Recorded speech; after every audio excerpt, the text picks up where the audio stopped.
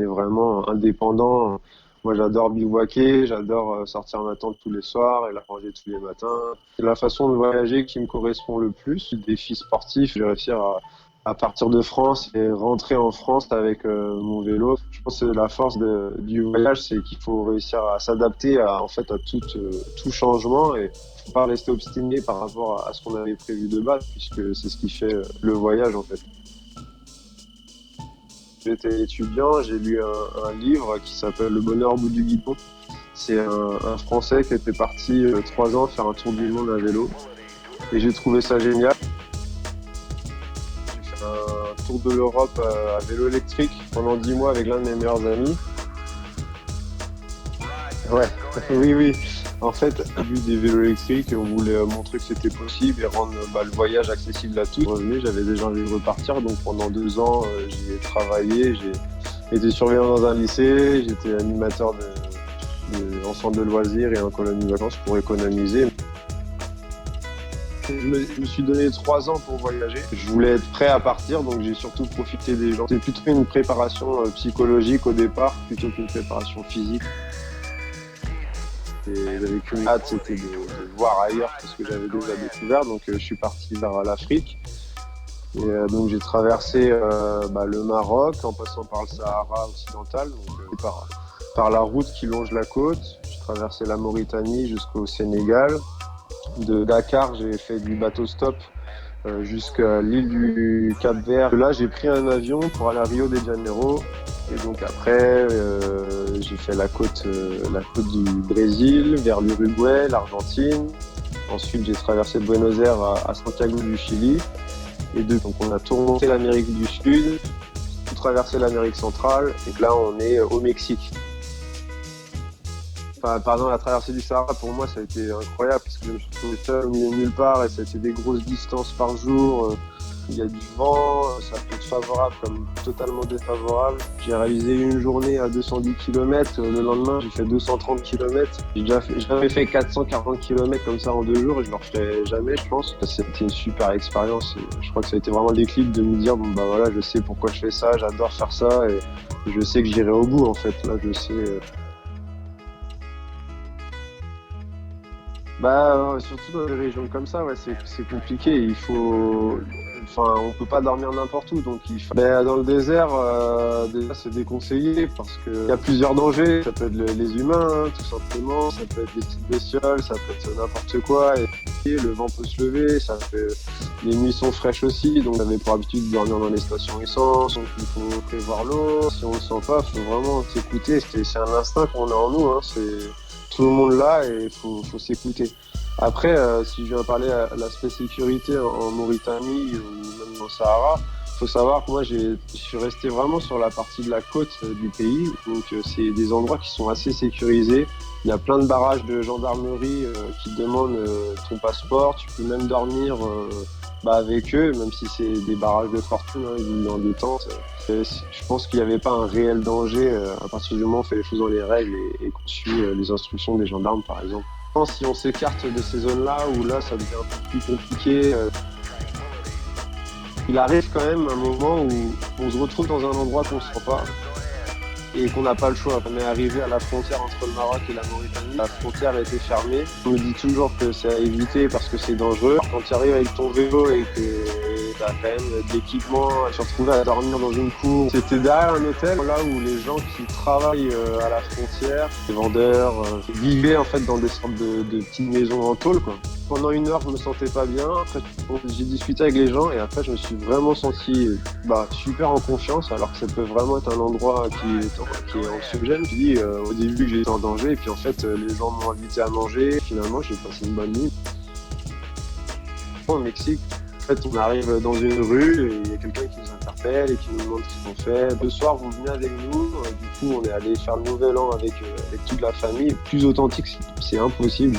Et là, c'est des vraies preuves d'humanité et en fait, une grande claque parce que les gens nous font confiance et ils font confiance à des étrangers, des inconnus. Et en fait, nous, je pense que par chez nous, on a un peu plus peur de ça quand je dirais que c'est le côté le plus dur où on vit des choses, mais on a beau l'expliquer à quelqu'un, si la personne ne le vit pas, on partage. pas vraiment, quoi. Puis Santiago du Chili, du coup, je voyage avec Sabrina, ma petite amie. Donc là, le fait d'être à deux, on vit les mêmes choses et voilà, on a des souvenirs qui sont pour nous deux. Et ça, enfin, pour tout le temps, quoi, pour toujours. Faut pas que s'écouter soi, faut écouter l'autre qui est en train de se découvrir aussi dans le voyage. Donc c'est une grande expérience humaine. Ouais, exactement, c'est pareil, hein, c'est le hasard et c'est ce qui fait que le voyage est incroyable. Les Hébros, je les avais déjà contactés à l'avance et puis en fait on s'est retrouvés plus ou moins dans la même région, on s'est dit bon bah on se retrouve à tel endroit. Mais c'était très dur parce que enfin, moi je sais que le matin je suis toujours au taquet, j'aime bien me préparer en 1 heure et là bah, il y avait la pause café du 10 heures. Le rythme avait vraiment changé j'avoue qu'au début c'était pas facile. Et on s'est retrouvés à 6 à voyager pendant 1 mois au total, voir comment les uns et les autres voyageaient. On a appris tous des uns et des autres en fait, quoi. On a partagé quelque chose qui a été tellement fort que bah, qu'en fait on est vraiment devenus plus que des amis, quoi, parce que c'est des souvenirs aussi incroyables, quoi. C'était mon premier gros waouh dans ce voyage, même s'ils étaient loin. Des condors dans la cordillère des Andes, des animaux qui sont petit à petit en train de diminuer, voire peut-être disparaître.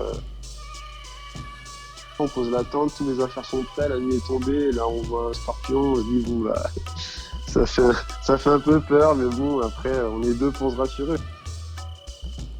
Et c'est au Pérou, c'est une région qui s'appelle la Cordillera Blanca. C'est pas loin du mont Huascaran, donc le mont le plus haut, enfin la montagne la plus haute du Pérou. Et c'est vraiment plus préservé du tourisme, c'est vraiment incroyable. On a fait une boucle sur des pistes, mais en pleine montagne. On est remonté à une altitude, je crois qu'on est remonté à 4300 mètres d'altitude à vélo. Et c'était un gros défi sportif, c'était vraiment pas facile parce que nous, on voyage quand même avec beaucoup de bagages. On faisait 70 kilos avec tous les bagages, donc c'est mon point en fait. Le choix qu'on a fait, on pourrait voyager plus léger. De mon tour du monde, je l'ai calculé à un peu moins de 30 000 euros, donc ce sera plutôt sur les 27 000 euros. Et la moitié vient de mes propres économies, et le reste, voilà, c'est des sponsors parce qu'ils voulaient vraiment m'aider dans ce voyage et ils trouvaient la thématique liée aux déchets vraiment intéressante.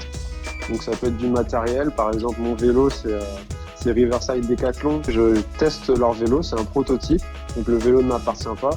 Mais c'est des dépenses qui sont en moins et surtout j'ai un vrai suivi. Il y a des ingénieurs qui sont à mon écoute et aussi des personnalités politiques qui soutiennent ce projet. Donc ça aide aussi à montrer que le projet est concret. Donc, j'ai bénéficié d'une bourse de la Fédération française du cyclotourisme et j'ai été chercher partout. J'ai vraiment fait de longues démarches. Ça a été un an de démarches avant de partir pour le tour du monde. Et ça n'a pas été toujours simple, il y a eu de grandes déceptions, il y a eu de grandes surprises. Donc on passe par tous les états, des fois on est un peu démotivé, mais par contre ça a été très formateur. S'exposer à Internet, c'est aussi s'exposer à beaucoup de critiques. Des gens qui sont derrière leur ordinateur et qui n'hésitent pas à te tacler mais méchamment et violemment, qui ont des projets comme le mien ou même divers. Les gens ont la critique facile et franchement, ça c'est la tristesse d'Internet. Mais après, il y a toujours des gens pour remotiver et pour dire que ce qu'on fait a du sens. Et au moment de doute, mais ils sont jamais trop longs. Tout est venu dans mon premier voyage en Europe. Ce qui est intéressant en Europe, c'est qu'il y a vraiment beaucoup de diversité, beaucoup de richesses différentes. Et donc j'ai vu des endroits où il y avait beaucoup de déchets, de décharges à ciel ouvert. Ça m'a vraiment particulièrement choqué. Je me suis dit, il y a un problème, il existe des solutions. En fait, moi, ce que je veux montrer en ramassant des jeans, des déchets, j'en trouve partout. C'est que j'ai jamais fait une journée de vélo sans trouver des déchets. Qu'il y a la problématique de trouver des poubelles, que s'il y a des déchets dans la nature, c'est pas que parce que les gens sont pas sensibles, c'est aussi parce que les régions, les endroits qu'on traverse, il n'y a aucun système de ramassage, de collecte, de gestion des déchets. C'est que oui, une personne peut réussir à ramasser des kilos et des kilos. Donc moi j'ai l'objectif de ramasser 1 tonne, je pense que je vais dépasser cet objectif. actuellement, je suis à 770 kilos et je suis pas encore à la moitié de mon voyage. Donc, si tout le monde s'y met, c'est pas une tonne, c'est des tonnes et des tonnes. Je vais m'inspirer de tout ce qui se fait. Mon champ d'action sera principalement à mon retour. Je vais devoir mettre en avant mes réflexions et mes conclusions. Selon les pays, encore des moyens mis en place qui étaient très intéressants, comme les systèmes de consignes dans les supermarchés en Allemagne, dans les pays scandinaves. On peut ramener les canettes, on peut ramener les plastiques et les verres. Et en fonction du poids qu'on ramène, on a des bons d'achat dans les supermarchés. Ça incite les gens à ramener leurs déchets parce qu'il n'y a plus de carottes. En plus de ça, ça fait vivre des gens dans la rue. Il y a beaucoup de gens, même en Amérique du Sud, on voit faire les poubelles, récupérer l'aluminium et le plastique. Et voilà, naturellement, il y a moins de déchets dans la nature. Et ceux qui se retrouvent dans la nature sont ramassés par les gens qui gagnent de l'argent. Donc, faut savoir que quand on voyage, c'est difficile d'être parfait, on va dire, dans ce système-là, parce que on est emmené à consommer beaucoup de plastique aussi. On a toujours une consommation qui n'est pas parfaite et propre. Enfin, on a déjà des idées qu'on veut mettre en place, nous, dans notre quotidien. Ça sera peut-être pour 40 ou 50 ans. Et c'est aussi les enfants que nous, on éduquera. Apprendre à savoir trier, apprendre à consommer différemment, à pas jeter. Et voilà, c'est des gestes simples, mais qui nous changeront beaucoup de choses. En fait, j'essaie de comprendre pourquoi c'est comme ça. Je le comprends très vite, en fait. C'est que je peux pas en vouloir aux gens parce que c'est pas vraiment de leur faute. J'en vois les gens jeter, j'en vois plein. Mais je suis personne pour leur faire la leçon de morale. C'est une question d'éducation, c'est une faute de sensibilisation. Et citerai à lire un maximum de livres. Un livre qui est Sapiens, c'est une brève histoire de l'humanité, et je pense que ça aide à comprendre beaucoup de choses sur nos comportements, même encore d'aujourd'hui. Ça m'a appris à me dire qu'en fait on est comme ça, et parce qu'on a évolué de cette façon pendant des milliers, voire des millions d'années, et ça, on apprend tellement de choses dans ce livre-là, quoi, que ça c'est un livre vraiment qu'on devrait lire à l'école, j'ai envie de dire. Je m'inspire de ce que je lis, mais je veux aller voir de moi-même. Donc là, on va aller vers San Francisco. Donc on va s'arrêter à San Francisco aux États-Unis. Parce que San Francisco, c'est une ville qui peut être très intéressante à visiter, et pour le projet aussi. Le Japon aussi, c'est sûrement très intéressant. Et on entend aussi beaucoup de choses du Japon, que c'est les élèves qui nettoient leur salle de cours et que les rues sont très propres. Et après, on va vadrouiller sûrement vers la Corée du Sud et vers Taïwan. Et après, on va faire un gros bout de l'Asie. Puis après, il faudra rentrer à la maison. Donc, la route est encore longue. L'itinéraire va sûrement encore bouger. Il y a beaucoup de gens qui m'envoient des messages, pas que pour motiver, c'est des gens qui veulent passer à l'action. Et en tout cas, il faut foncer dès qu'on a une envie de réaliser quelque chose, de se battre pour une cause. On est à la course des followers sur Instagram, mais en fait on s'en fout, quoi. Ça bouge, si ça intéressera les gens, ça bougera un moment ou un autre. Et puis si on mobilise même 10 personnes, on s'en fout, quoi.